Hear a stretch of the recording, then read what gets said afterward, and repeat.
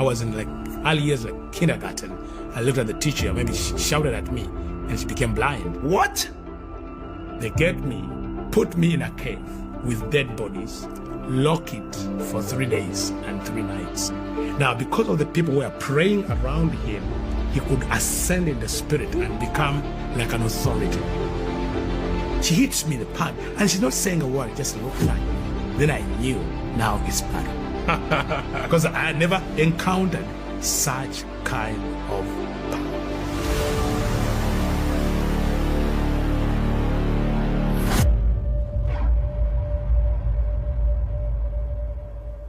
Welcome to Prayer Storm TV. Today we're going to be going into one of the deepest testimonies I have come across as it pertains to deliverance from the occult and witchcraft. And I'm so excited about this testimony. I came across this man in 2017, and this testimony radically impacted my life. Now, I've got a background. I'm half Ghanaian and half Nigerian. And with the kind of background I have, some of you who are watching have similar background to me. You're probably Nigerian or Ghanaian or African. You would have heard testimonies of people that have been delivered from the occult, of had encounters with Jesus and shared of how Jesus delivered them. And I've heard many of these sort of testimonies. However, this one we're about to hear, in my opinion, is one of the most intense and deep I've come across. And I believe God's going to use this testimony to impact you in a significant way.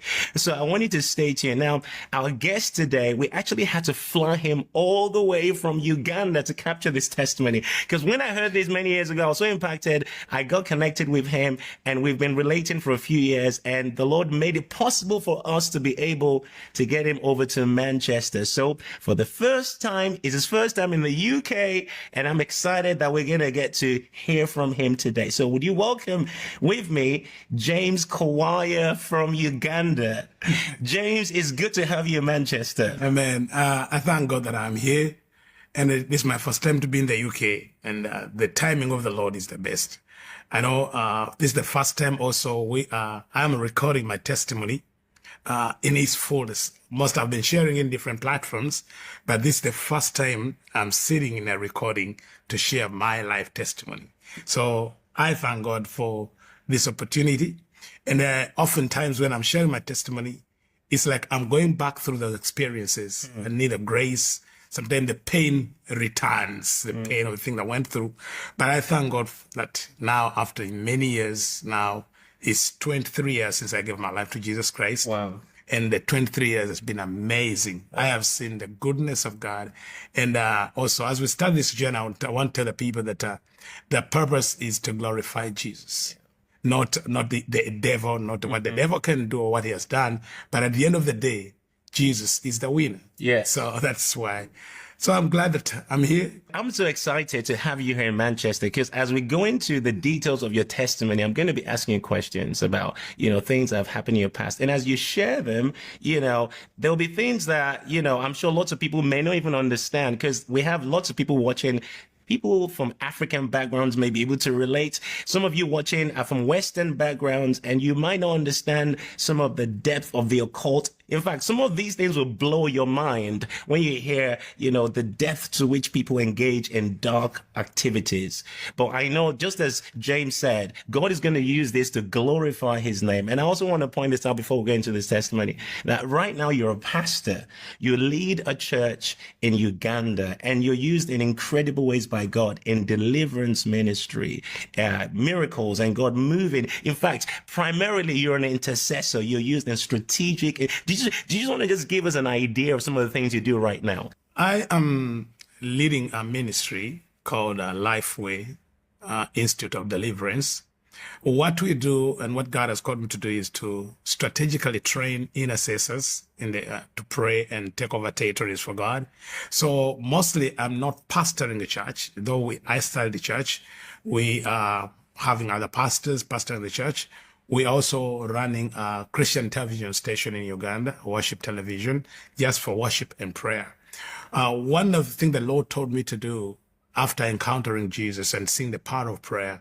By the way, I knew the power of prayer before I became born again. I kept encountering people praying and wondering what kind of lives are they. One example, maybe to bring it out, is I was still in the occult, and I was in the city in Kampala. And I remember I got instruction from our leaders to vacate the city and stay away 70 miles away from the city and remove all our operations, because a man of God was coming in the city. And I remember we were told that if we stay in the city where that man is, his prayer would kill us all convert us. And I remember the instruction was stay out of the city 70 miles away. Wow. But also do not enter the city even 21 days After. he has left.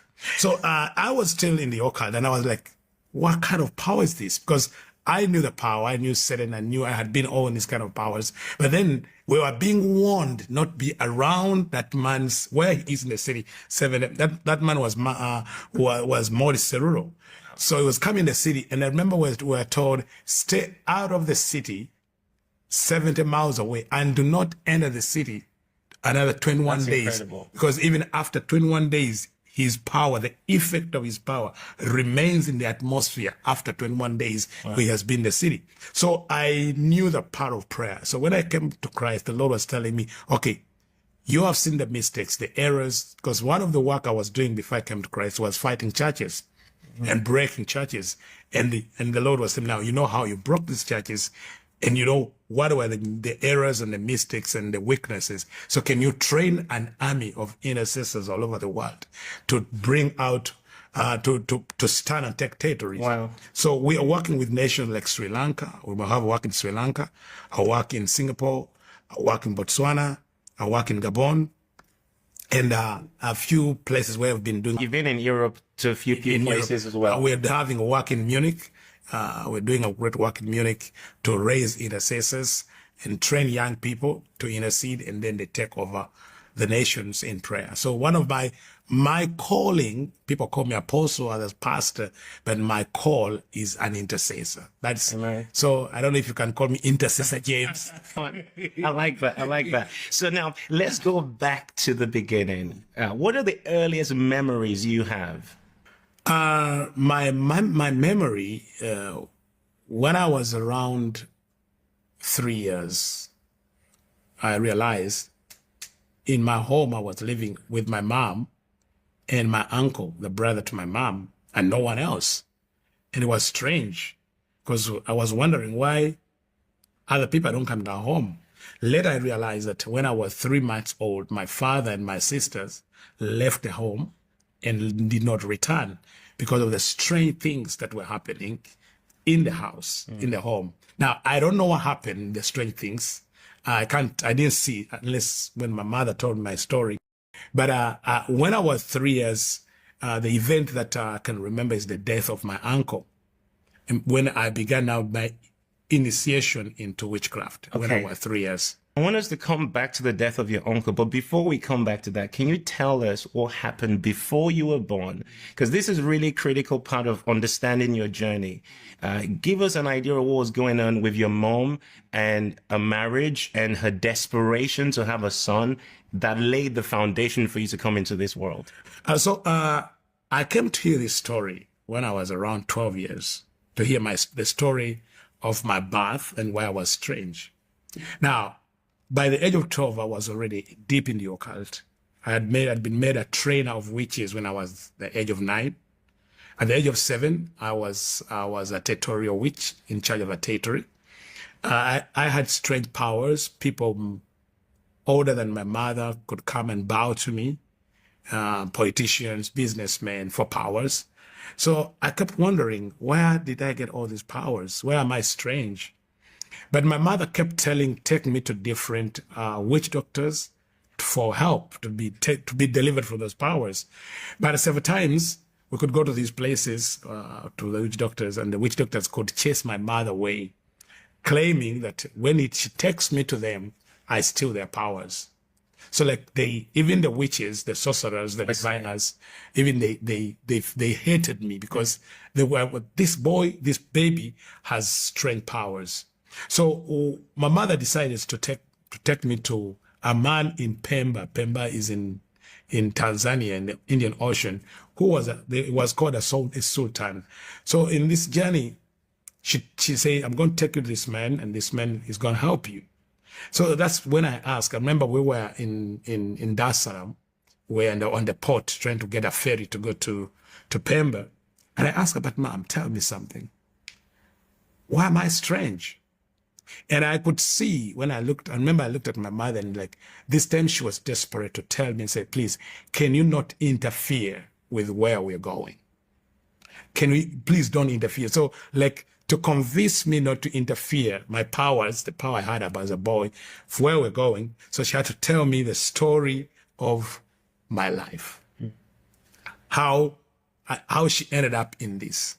So this is what she tells me. She says, when she got married the reason she married my father, because her father had died, and her father was a rich chief, and she was the only daughter, and she had a brother, my uncle then. And when her father died, she says she knew the family in Africa, most times the family would take over every property. So she needed protection. So by the grace of God, she says, at the time when her father died, and she's desperate, she's just a young lady, then my father started dating her. And my father, coming from a prominent family, a very known family and very strong, she thought this man, if he marries her, she'll get protection. So she gets into the family. Now, my father also was marrying her because he had been told he needed to find a young girl, marry early, and get as many children as possible. Because my father, being a son of a chief, son of like a prime minister, he was the only son. The brother had died. He had 7 sisters, the only son. So they were like, now you need to get a woman, get children, and raise a heir for the throne, like the chiefdom. So he marries for the purpose of getting a son. So when she married, my father and my mother married, she gave birth. The first child was a girl. The second child, also a girl. The third child, also a girl. Now, by the 4th child, the entire family, the chiefs, the tribe, they're all like, this woman is a waste. Because in my tribe, if you have only girls, they say you don't have children. Wow. So they wanted a heir. So in desperation, she tried to, she went different witch doctors in different parts of the nation. And so she went, they told her, we're going to help you conceive. Then she conceived the 5th child, who was now also a girl. She went on different witch doctors, different altars, different plans. And also she conceived again, the 6th child, also a girl.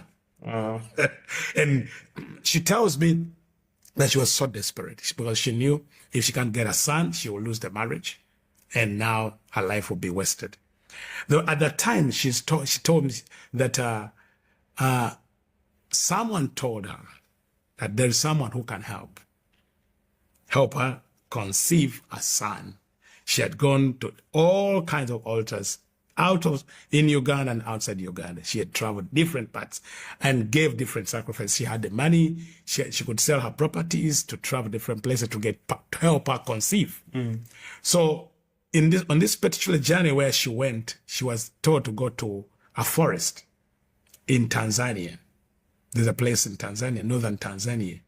There was a place. So she went there, and she realized that when she arrived at the place, they told her she had to undress and live in the forest for 7 days, going through cleansing. Wow. Before she appears before the person to help her. Now, before there's something I want us to note here, that was the kingdom of darkness. But they understand the principle of consecration and cleansing. Now I understand after that. So they tell her you have to undress, stay in the forest, cold, don't eat anything cooked for 7 days. So after the 7 days, you are clean enough to appear before this priest who was going to help her. So she says when she appeared after 7 days, that this priest was a woman who always lived in the forest, And she was like the chief witch of the entire continent, because all the witch doctors I mean, the entire country of Africa, not continent, Wait, she was the chief witch of the entire continent of Africa. of Africa. So Wow. all the witches or the wizards or the sorcerers or the politicians, the leaders could go to her for powers. So she lived in the forest, that woman, that priest, and she had only one breast, like one breast in the middle of the chest. So all the people that went to her to see her often went through similar rituals. Similar They rituals. have to stay in the forest for 7 days. Naked. Eating leaves and weird stuff. fruits for 7 days. Wow. And then after 7 days, you appear before her. That was the ritual. And it was like everyone had to go through that. So there were many people there. So she said when she appeared, when she came to her, she looked at that witch, that priest looked at my mother and said, "Go away, I will not help you." Start with a 50% deposit bonus. Increase your investing power with Pocket Broker. 100 plus investing assets. Instant top up. So she has been in the forest for 7 days, and now she's walking away. She says this, now this is what she told me. She said, as she was going away, she looked in the sky and saw a sign, something that told her that she has a son. She doesn't know what told. So she walks back to the place where they register, and she tells them, "Please, I want to go and try again." Then they tell her, but also, if you try again, you have to go again through another 7 days. Wow. Now, the 7 days she went through, and then she went another 7 days, that's 14 days. Later, I'll be sharing with you, when I was sick, my deliverance, I had to go through the same cycle of being delivered. The 7 days and another 7 days, but now in the church setting. Because I want to tell people that salvation is free, but deliverance is a price. A price of consecration and being set apart. So she says that, so the second time, the next 7 days, she goes to appear. And when the priestess saw her, said, "You are back. You are back." Then my mother tells me, said, "Okay, I'm back, but you need to help me." Then this woman looks at her and says, "Well, I can help you, but I can see." Now, I don't know what eye they were using. I can see in the spirit, you have a son, but he's very far in the rocks. It's very far in the rock. In the rocks. Now, that's the statement of my mother. He's far in the rocks, and there is a strange star on him. If I bring him out, he will be a problem to our powers. The only thing I can do, if you can offer sacrifices, but also if you can accept the condition we shall give you. So my mother asked, "What sacrifice?" They told her, "I have to give 7 cows for 9 months. That is 63 cows as a sacrifice." Wow. Then say, "Okay, I'll do that." Because she was desperate and she had the means. Then they tell her, "Okay, 7 cows every month for 9 months. for 9 months. That is 63. So then the other condition was, okay, if you conceive and give birth, and this is a boy, you promise you will offer him to that woman, the princess, as a husband." She didn't know what it means. She didn't know what it meant. First tells me she didn't know that it was that. And then they told her that, okay, when you give birth, you must bring that child to the forest before the end of the first day. In other words, before the sun goes over him. She tells me she didn't know what was involved in. So she left, offered the sacrifice, returned home, she conceived. To her surprise, she gave birth to a boy. Now, the vow was to carry that boy from the city where she gave birth to the forest around 300 and maybe 400 kilometers away from the city. And that is 1975. The transport means was not that good. I don't know how she traveled. So she travels from the city in Kampala to go to fulfill the vow. What shocked her, she tells me, when she arrived at the forest, this time she didn't go through the ritual, but there was like a wedding. Hundreds of people were gathered. They knew she was coming. Gathered for what? And she realized it was now going to be the wedding of her 1-day-old son and the 60-year-old woman. So, for those of you watching, I don't know if you understand what he's just said.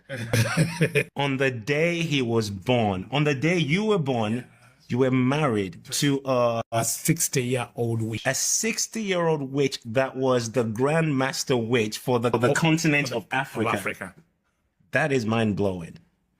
And you know what she told me, the wedding was conducted by the chief, the witches of the continent first, and then the bishop of the diocese also came and conducted the wedding between this 1-day-old boy and a 60-year-old woman in the forest. Wow. So that was also when she told me, I said, "Are you sure?" I said, "Yes." Bishop so and so, which I knew. Later I'll share how he got involved in my life, and how he moved me from that same bishop from the witchcraft to the occult, because they are different. So for her, when she reached there were all these people, the celebrations from different parts of the continent had come to the forest for the wedding. Now, according to her, that was the moment where this woman, the witch, was to transfer her powers to the boy, the 1-day-old boy. Now, I was 1-day-old. I didn't know what was happening. So after the ritual, after the ceremony, days of celebration and the wedding, the marriage is conducted, the covenant and all the sacrifices. So they tell her, you know what? Now, this child is not just a child. This is now a man. So you're not going to breastfeed him, because now he is somebody's husband already. Wow. And she told me that in her mind, she said, well, okay, I'll go home. These people will not be there. I have to breastfeed my child. You know, I've suffered a lot. I've paid the price. I have done all this. Like he was treasuring this child. So she returns home. When she went home, my father said, "Where have you been?" She said, "Okay, I had all this and this." So did your father not know what she was doing? He didn't know. He did not know. I don't know. Because when she left hospital, she just went to the... So my father, "Where's my wife?" She's looking around. So when she appeared, so "Where have you been?" So he had no idea that she was this deep in her passion to find a boy or to get a son. He didn't.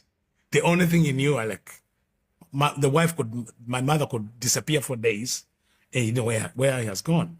So when she returned home, she says, I was a baby. She put me in the baby cot in the bed, then go dress up, clean up, and then come and breastfeed the child. And when she returned, she found a python coiled around the baby. Yeah, python. Yeah. And she says she could not come near because of the python. So she ran out. The people of the village came around. My father came around. They could see the snake, and no one could come in. Could they not kill the snake? I don't know why. So she says for 30 days, for 3 months, she could not come near me. So was the python wrapped around you every day, all day, 24/7? 24/7. So she says she didn't breastfeed me. She didn't come near me. And the whole village could come and just peep in. And then there was rumors around that this woman gave birth to a child and a snake. Now, I heard those rumors when I was growing up. It was the talk of the town in their community. You know, that child is a twin. They could say, he's a twin. He was born with a snake. But my mother says, no, she didn't give birth to a snake. The snake just came when she came back to the house. Now, I don't understand how this was done. So after 3 months, my father left. Now, he picked the 6 girls and left the home. She remained alone. And because of that, my mother got a mental breakdown. So she was not like a mad woman in the community. So she's left alone with a child, a demon child, with a brother who was living with her. Now the husband, my father, and the children left, so she's deserted. So by the time I'm three years old, the only person I know is my uncle and my mother, who has no attachment with me. Why? She's mentally disturbed. She always spend all her time alone in the bedroom. There's no way. So as a child, I didn't have any attachment with her. I didn't see my sisters. I didn't meet my father. The only person now I know is my uncle, the young brother to my mother, who like was also, I don't know what happened. He was also addicted to alcohol. So he could drink and what. Now, so he tells me, I remember as the other three, when he was drinking his alcohol, he could give me, because that's the only thing he had. My mother did not breastfeed me. The husband had left, deserted her. And she tells me that the day my father left, and with my sisters, is the day the snake left also. So when he left, also it left. So she remained with this child. But now she was so hurt. She was so heartbroken.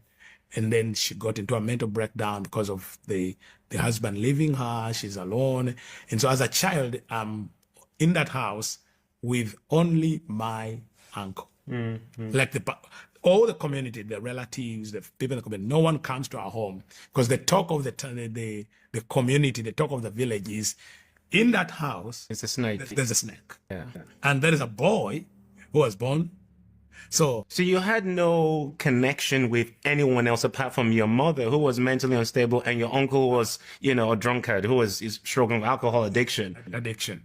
And then you're 3 at this point. Yeah. Your earliest memories are around 3 and 4. 3 and 4. That's the memory I have. And then something really tragic happened. So the only person I know is my uncle. And one day we are staying in a small room with him. I remember I was 2 and 4. I have this memory. And then the door, someone hit the door, opened it, and my uncle came running. And then these 5 guys, they were soldiers. By that time, the nation was in a civil war. So they came into the house. I don't know why. They came chase my uncle. Then they shot him. But what surprised me that they didn't kill him. They shot him 5 times and watched him bleed. Like I'm sitting there, and they shoot, wait, they shoot, wait, they shoot, wait, they shoot, wait, they shoot, wait. And then the delivery, I remember they're shooting in parts that will not kill him instantly. So then I see these men are standing there in the room and they're watching him, and he's bleeding and bleeding slowly. And they saw you there? Yes, because they made sure that I'm there. So they bring me near him. They shoot him when I'm near him, and they watch his bleeding and bleeding and bleeding, and I saw him die.